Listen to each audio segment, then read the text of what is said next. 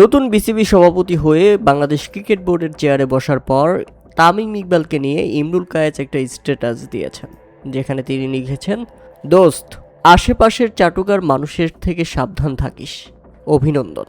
হ্যাঁ, তামিম ইকবালকে অভিনন্দন জানিয়েছেন ঠিকই, আবার বলেছেন তার আশেপাশে যেসব চাটুকার মানুষ আছে সেগুলো থেকে সাবধান থাকতে। এদিকে আপনাদের যদি একটা জিনিস খেয়াল বা মনে করিয়ে দেই, বিএনপি বাংলাদেশের ক্ষমতায় আসার আগে মির্জা ফখরুল বলেছিলেন ক্রীড়াঙ্গনকে অর্থাৎ বিসিবিকে রাজনীতি মুক্ত রাখতে হবে। অথচ আজকে বিসিবিতে অ্যাডহক কমিটিতে মির্জা আব্বাসের ছেলে, স্বরাষ্ট্রমন্ত্রী সালাউদ্দিন আহমেদের ছেলে, এমনকি অর্থমন্ত্রী আমির খসরুর ছেলে পর্যন্ত জায়গা পেয়েছে। তবে যাই হোক, বাংলাদেশ তার নিজস্ব গতিতে চলছে। বাংলাদেশে কি হচ্ছে না হচ্ছে সেগুলো জনগণ শুধু দর্শক হিসেবে আজীবন দেখে যাবে। এই নাটকীয়তার শেষ নেই, এই বিনোদনের শেষ নেই। যখন যার সময় আসবে তারাই থাকবে চেয়ারগুলোতে, আর যাদের সময় ফুরিয়ে যাবে তারাই শেষ হয়ে যাবে, অপমানিত হবে, এমনটাই স্বাভাবিক। বাংলাদেশ ক্রিকেট বোর্ডের নতুন কমিটি সম্পর্কে আপনাদের মতামত অবশ্যই আমাদের কমেন্ট করে জানাবেন।